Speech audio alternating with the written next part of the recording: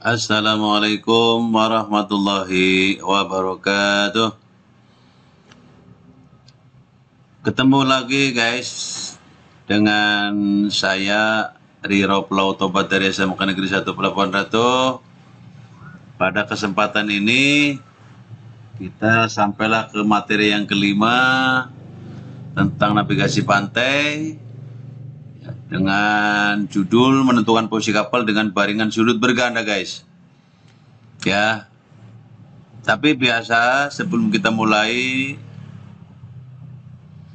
mohon untuk subscribe, share, like, dan komen untuk perbaikan video saya selanjutnya guys.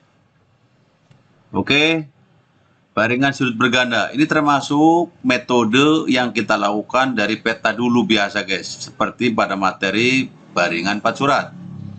Jadi pada saat merencanakan pelayaran, kita bisa mau melakukan baringan 4 surat, baringan sudut berganda, ataupun baringan istimewa, silahkan bisa dimulai.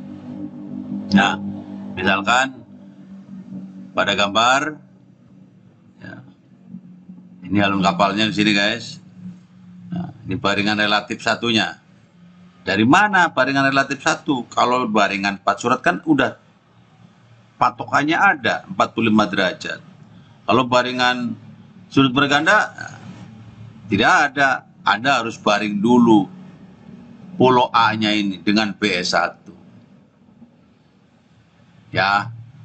Baringnya dengan apa? Dengan baringan sejati.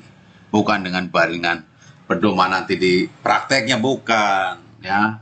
Dengan baringan sejati misalkan titik A atau pulau A, you mau baring dengan B1 berapa silakan. Yang penting kalau catatan saya ya, buat sudut BR1 jangan terlalu besar ya, kalau bisa kurang dari 90, bahkan lebih kecil dari 45 lebih bagus ya.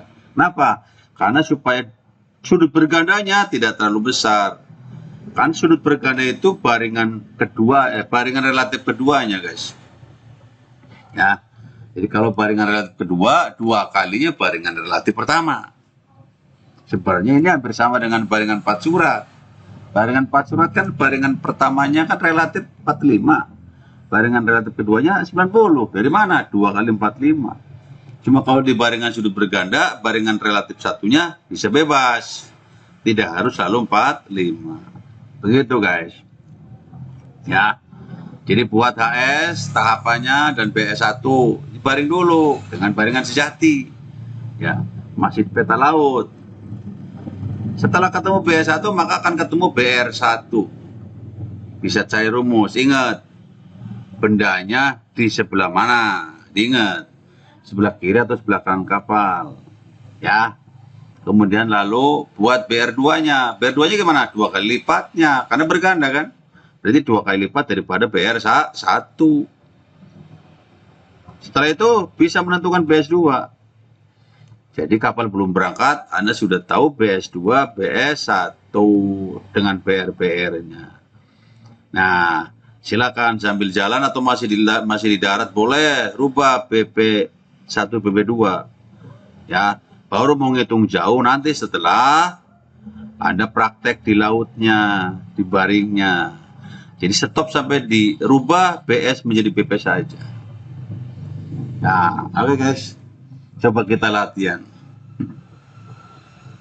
Nah, misalkan andai kata longliner akan berangkat bertolak dari Pulau Saaru.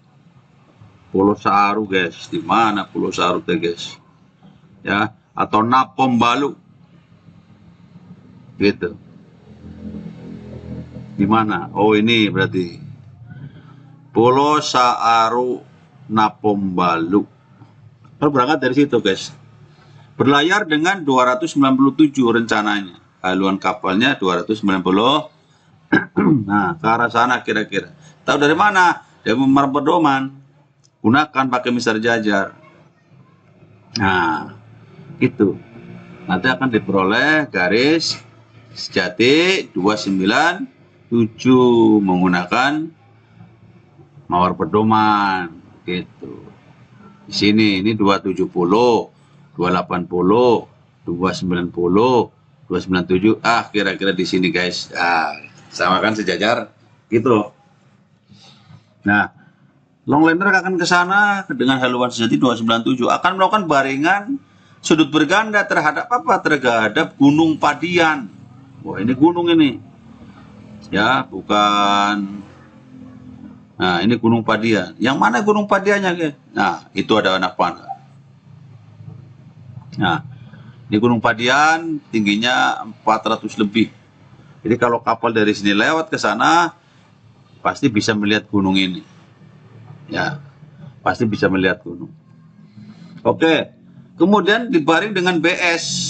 Ya, tadi saya bilang BS dulu. Berapa? 354. Bisa jajar, pasang 354, geserkan ke sini, ketemu 354. Dan seterusnya.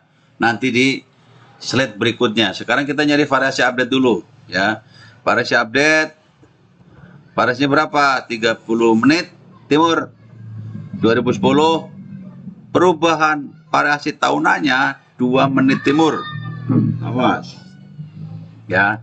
Ini selisihnya 17 tahun dikalikan 2, 34 timur. Ya, karena plus semua maka tinggal ditambah saja, guys. 0030 ditambah 034, ketemu 1 derajat 4 menit. Dari mana 1 derajat? Kan 60, guys. 30 ditambah 34, 64. Ya, 1 derajat 60 menit. Berarti dapat 1 derajat sisanya 4 menit. Nah, gitu kan. Jadi variasi update-nya 1 derajat 4 menit timur. Gitu guys. Nah, ini B1-nya guys. 354. Ya. Setelah ketemu B1, maka cari BR1-nya. Bendanya sebelah mana? Sebelah kanan. Kalau sebelah kanan mencari BR1 bagaimana? Ya gampang. BS1 logika saja sebelum pakai rumus ini guys. Ya. Sebelum pakai rumus. Gitu. Jadi BS1 karena duluan kan sebelah sini dikurangi HS, ketemunya BR.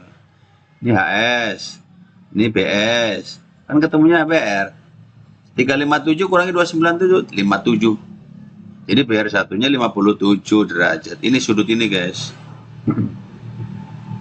BR 2-nya berapa? Ya kali 2. 57 kali 2 114. Ini 114 di BR 2 nih di sini. Sudutnya. Gitu. Karena 2 kalinya berganda. Kemudian BS2-nya berapa? BS2-nya rumus. Kapalnya, bendanya sebelah kanan kapal. Berarti BS2 sama dengan BR2 ditambah HS. BR2-nya 114. Ini kan hasil perkalian 2 kali 2. Ditambah HS 297. Ketemunya 411. Karena derajat cuma nyampe 360, ya tinggal kurangi aja 411 kurangi 360 guys. Ketemu 51. Jadi BS2-nya 51. Cari mawar pedoman, cari 51. Ya, ketemu. Geserkan. Ya. Geserkan. Nanti menuju ke Gunung Padua. Diperoleh ini BS2. 51. Ya, beres. Jadi BS2 sudah, baru sekarang mencari BP1 sama BP2. Caranya sama. Rumusnya B1 dikurangi variasi plus deviasi. B1-nya 354, tadi disoalkan pada saat pertama baring. Variasi update-nya 1 derajat 4 menit. Deviasinya dari daftar deviasi di kapal atau di soal ketemu 1 derajat 30 menit barat. Barat jadi min, ya enggak? Min kali plus jadi min. 1 4 menit dikurangi 1 30. Berarti min 0 derajat 26. Min kali min jadi plus. Nah, awas ini permainan begini, Bos. Plus. Jadi 354 ditambah 0026. Jawabannya 354 derajat 26 menit. Itu BP1-nya. Jadi pada saat kapal nanti berlayar, disiapkan itu. Alat baring sama penjerat celahnya siap-siap. Atau pakai azimuth circle-nya boleh. Siap-siap. Kalau udah pasti kali 5426, tembak Gunung Pandan, ujungnya Pak, puncaknya. Awas. Jangan puncaknya, kalau gunung puncaknya. Dan catat waktunya. Misalkan ketemunya jam 10.33 pas ditembak kita gunung. Nah, misalkan. Terus kapal jalan lagi kan? Jalan lagi. PP2-nya siapin. PP2-nya berapa? 5126. Ternyata pas lihat waktu tembak itu gunung puncaknya ketemu jam 11.03. Nah, maka pertanyaannya jam berapa? Posisi kapalnya di mana pada saat jam 11.03? Nah, hitungannya sama. Kecepatan kapal 5 knot, ya kan? Selisih waktunya ketemu 30 menit. 30 menit bagi 60. 0,5, 6,5 kali 5, 2,5. 5 kali setengah, ya. 2,5 mil, jangan cari 2,5 mil, ini 50, ini 40, oh berarti 10 mil segini teh. Berarti kalau 2,5, ya kira-kira 1, 2, nah segini, ya, panjangnya. Oke. 41, 42, 43, 44, 45, 46, 47, 48, 49, 50. Nah, misalkan ketemunya seginilah. Misalkan ketemunya jaraknya segini. Maka ukur dari titik baring, benda baringan. Dari Tanjung Pandan sejauh 2,5 mil. Set. Ketemulah posisi kapal. Jadi pada baringan sudut berganda, posisi kapal adalah posisi yang terletak di sepanjang BS1, BS2 sejauh yang ditempuh dari BP1 sampai BP2. Gitu. Nah, berapa derajatnya? Lintangnya 03. Ini 04, coy.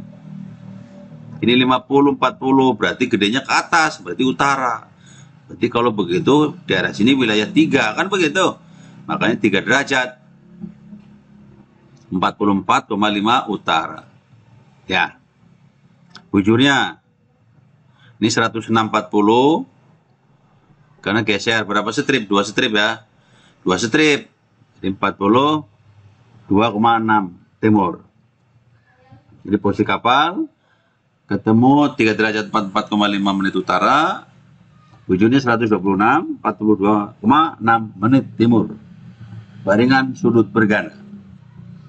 Ya, berarti hampir banyak kemiripan dengan baringan Pacurat. Kira-kira seperti itu. Oke guys. Saya rasa cukup untuk baringan sudut berganda. Semoga bermanfaat dan Anda bisa melakukan praktek menggunakan baringan sudut berganda. Terima kasih atas perhatiannya. Mohon maaf kalau ada kekurangan. Seperti biasa, jangan lupa subscribe-nya, like, share-nya, komen. Semoga video ini akan lebih baik. Terima kasih atas perhatiannya. Assalamualaikum warahmatullahi wabarakatuh.